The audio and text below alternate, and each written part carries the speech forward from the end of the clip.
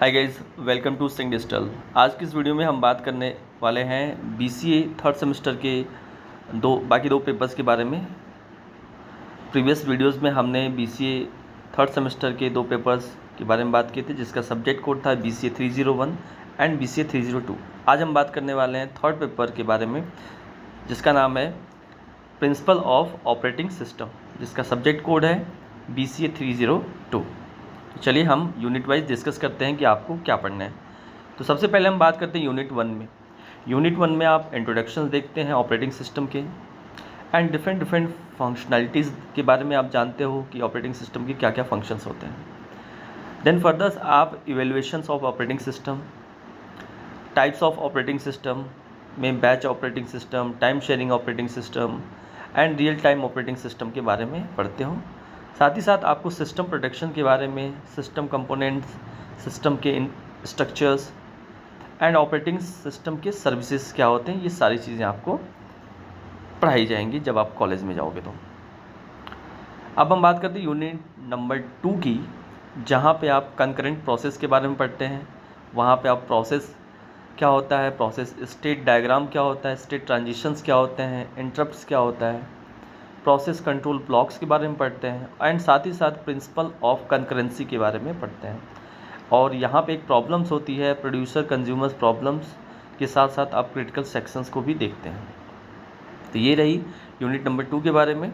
अब हम बात करते हैं यूनिट नंबर 3, जहाँ पे आप सीपीयू शेड्यूलिंग के बारे में पढ़ते हो। वेरी इंपॉर्टेंट ये टॉपिक होता है ऑपरेटिंग सिस्टम का, जहाँ पे आप शेड्यूलिंग कॉन्सेप्ट को पढ़ते हैं, परफॉर्मेंस क्राइटेरिया क्या होता है एंड शेड्यूलिंग्स एल्गोरिदम जैसे कि FCFS, SJF, राउंड रोबिन, ये 3 एल्गोरिदम जो आपके शेड्यूलिंग एल्गोरिदम होते हैं आपको पढ़ाए जाएंगे। यूनिट नंबर 3 के अंदर ही आपको डेडलॉक पढ़ाया जाता है, जहाँ पे सिस्टम्स मॉडल बताए जाते हैं, डेडलॉक प्रिवेंशंस के बारे में बताया जाता है। ये सारी चीज़ें आपको पढ़ाई जाएंगी। अब हम बात करते हैं यूनिट नंबर 4 की, जहाँ पे आपको मेमोरी मैनेजमेंट बताया जाता है, रियल स्टोरेज क्या होता है, रेसिडेंट मॉनिटर क्या होता है, multi programming with fix partitions, ये सारी चीज़ें आपको पढ़ाई जाएंगी।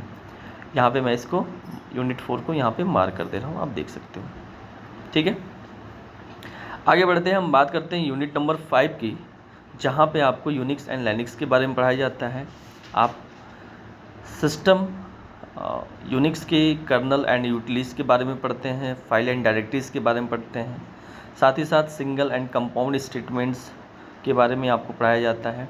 And this is the very most important, यहाँ पे आपको सेल्स के बारे में बताया जाता है, corn cells and C cells, cell meta characteristics के बारे में आपको बताया जाता है। इस पेपर में यूनिवर्सिटी ने आपको जो बुक रिकमेंड की है, इसमें मैं आपको सजेस्ट करूँगा कि आप फर्स्ट नंबर की बुक्स को अपने लाइब्रेरी से लेकर पढ़ सकते हैं या आप ऑनलाइन भी परचेज़ कर सकते हैं। ठीक है, आगे बढ़ते हैं। हम बात करते हैं अपने अगले पेपर्स के बारे में, जिसका नाम है जावा प्रोग्रामिंग एंड जिसका सब्जेक्ट कोड है BCA 304। ठीक है, तो चलिए हम लोग यूनिट वाइज डिस्कस करते हैं कि आपको क्या क्या पढ़ना है। यूनिट 1 में आपको पढ़ना है इंट्रोडक्शन टू जावा, जावा के इंपॉर्टेंस के बारे में समझेंगे, फीचर्स ऑफ जावा, कीवर्ड्स क्या होते हैं, कांस्टेंट क्या होते हैं, जितने कोर प्रिंसिपल्स प्रोग्रामिंग लैंग्वेज की होती हैं आपको यूनिट 1 के अंदर बताया जाएगा। साथ ही साथ ऑब्जेक्ट ओरिएंटेड प्रोग्रामिंग के जो कॉन्सेप्ट होते हैं, क्लास, ऑब्जेक्ट्स, मेथड, ये सारी चीज़ें आपको यूनिट 1 के अंदर ही बताई जाएंगी। आगे बढ़ते हैं और बात करते हैं यूनिट नंबर 2 की, जहाँ पे आप एरे एंड स्ट्रिंग्स के बारे में पढ़ते हैं और इसी यूनिट में आप इनहेरिटेंस के बारे में डिटेल में पढ़ते हो।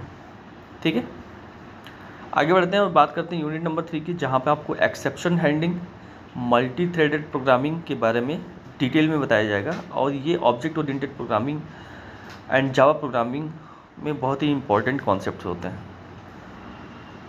बात करते हैं अपने अगले यूनिट की, यूनिट नंबर 4 की, जहाँ पे आपको इनपुट आउटपुट ऑपरेशंस के बारे में बताया जाएगा, स्टैंडर्ड जावा पैकेजेस, जावा के अंदर package, language package, यूटिल package, IO package, .NET package के बारे में आपको बताया जाएगा। एंड साथ ही साथ आपको नेटवर्किंग के बेसिक्स, नेटवर्किंग के क्लासेस, इंटरफेसेस के बारे में आपको बताया जाएगा। एंड साथ ही साथ आपको TCP/IP एंड डेटाग्राम की प्रोग्रामिंग भी कराई जाएगी।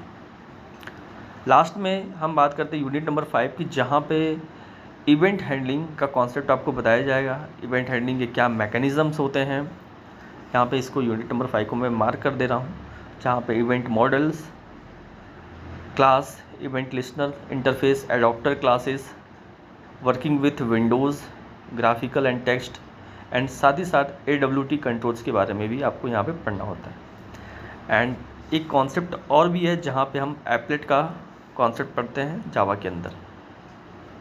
यूनिवर्सिटी के द्वारा जो आपको बुक्स सजेस्ट की गई हैं, इसमें मैं आपको रिकमेंड करूँगा बुक नंबर 3 जो ई बालागुरु स्वामी की है, ये आप देख सकते हैं। ये बहुत अच्छी बुक है, या तो लाइब्रेरी से आप बुक ये ले सकते हो या तो आप इसको ऑनलाइन परचेज़ कर सकते हो। ठीक है, तो इस वीडियो के अंदर हमने BCA थर्ड सेमेस्टर के third paper and fourth paper के बारे में डिस्कस किया। आने वाले वीडियोस में हम बात करेंगे BCA फोर्थ सेमेस्टर के फर्स्ट एंड सेकंड पेपर के बारे में। Till then take care.